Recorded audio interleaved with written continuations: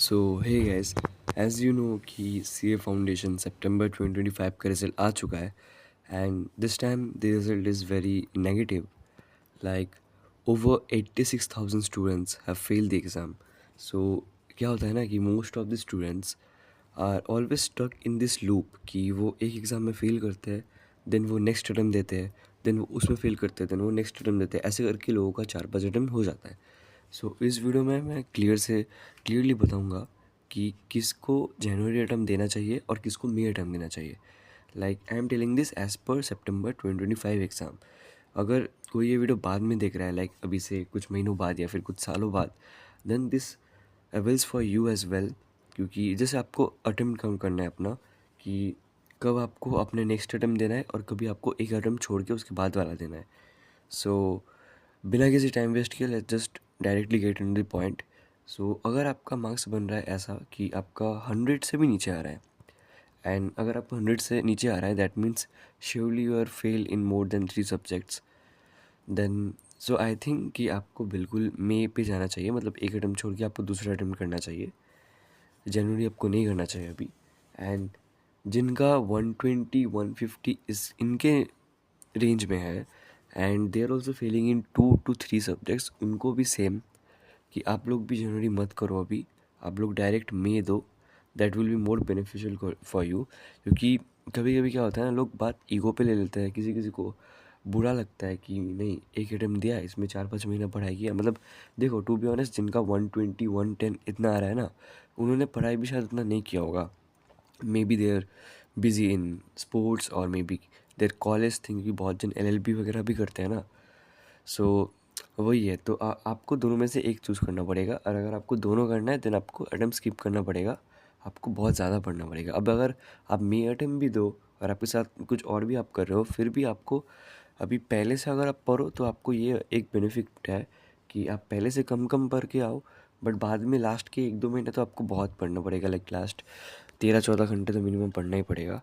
But हाँ, मतलब वही था कि जिनका 130 120 150 के नीचे आ रहा है और 2 से 3 सब्जेक्ट में फेल है वो, सो आपको भी एक अटेम्प्ट स्किप करके अगले अटेम्प्ट पे जाना चाहिए.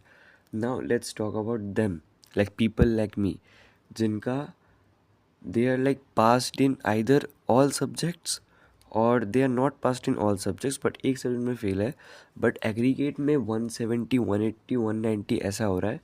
बट लाइक वही एग्रीगेट का दिक्कत है और एक सब्जेक्ट में बस फेल है. और वो भी एक सब्जेक्ट, मतलब मेरा जैसे अकाउंट्स में 30 आया है ओनली, एंड बाकी सब में मैं पास हूँ. जिनका ऐसा सिचुएशन है, then we can give the next attempt directly, like the January attempt. अब जैसे सितंबर हुआ तो मैं जनवरी दे सकता हूँ. बट अभी यहाँ पे एक ट्रिकी सिचुएशन आता है. बहुत सारे स्टूडेंट्स ऐसे हैं जिनका किसी किसी का 180 170 इसके ऊपर आ रहा है, किसी किसी का 200 के ऊपर भी आ रहा है. बट क्या हो रहा है, उनका 2 सब्जेक्ट फेल है, 2 या 3. तो इसका मतलब क्या है कि या तो आपके 2 सब्जेक्ट ने आपने बहुत ज़्यादा मार्क्स दे दिया और 2 सब्जेक्ट आपका बिल्कुल भी अच्छा नहीं गया. मोस्ट प्रॉब्ली ये उनका ही होता है जिनका अकाउंट्स और इको अच्छा होता है, या फिर मैथ्स और इको अच्छा होता है, बट बाकी दोनों सब्जेक्ट में अच्छा नहीं होता है. सो उनको भी ऐसा सजेशन है कि आप रुको, एक अटेम्प्ट रुको, उसके बाद वाला दो. क्योंकि क्या होता है ना कि अगर आप, मतलब अगर आपका आप ईगो में अगर डिसीजन लो ना कि भाई मेरा तो 200 के ऊपर आ गया, but you need to see कि आपका मार्क्स कैसे आ रहा है. You need to understand your core problems, कि आपका जो मेन सब्जेक्ट है फाउंडेशन का विच इज़ लॉ, आपका लॉ ही अगर वीक है, क्योंकि मेरे को नहीं लगता ऐसा कोई बंदा है जिसका लॉ अच्छा है बट इकोनॉमिक्स या मैथ्स ऐसा अच्छा नहीं है, या फिर अकाउंट्स अच्छा नहीं है. मोस्टली बच्चे लॉ पे अटकते हैं, कोई अकाउंट्स पे, कोई मैथ्स पे. इकोनॉमिक्स पे भी कोई वो नहीं होता है, but economics helps you get the aggregate. So simply मैं यही बोलूँगा कि जिनका या तो एग्रीगेट में बहुत क्लोज है एंड बस एक सब्जेक्ट में फेल है, बस वो ही अगला अटेम्प्ट दे, मतलब जनवरी 2026. एंड बाकी सब उसके बाद वाला अटेम्प्ट दे, बिकॉज यू हैव टू, क्योंकि आपके बेसिक्स ही शायद स्ट्रॉन्ग नहीं है. You have to understand the core. जब तक आपका कोर स्ट्रॉन्ग नहीं होगा तब तक एग्ज़ाम भी नहीं पास कर पाओगे. और बाई चांस अगर आप एकदम 200 ला के पास कर भी गए, तो फिर आपको इंटर में बहुत सारे अटैम्प्ट्स लग जाएंगे for the subjects like corporate law and accounts. So I would prefer कि अगर जिनका ऐसा सिचुएशन है कि 2-3 सब्जेक्ट में फ़ेल है, या फिर जिनका एकदम ही कम आ रहा है, वो लोग मे वाला दो. एंड जो मेरे जैसे स्टूडेंट्स हैं जिनका बहुत ही क्लोज है, एंड किसी किसी का जिनका कि एग्रीगेट बन भी चुका है, बस एक सेम में फेल है, क्योंकि कि इस बार अकाउंट्स और लॉ दोनों में बहुत हार्ड चेकिंग हुआ था। सो आप दे सकते हो जनवरी 2026।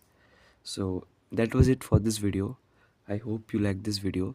सो वीडियो को लाइक कर देना, अपने फ्रेंड्स के साथ जो कि सी ए फाउंडेशन में है उनको शेयर कर देना, एंड मेरे चैनल को सब्सक्राइब भी कर देना, cause I will be keep bringing videos for you all the CA Foundation students, which will be relatable for you all. So that's it.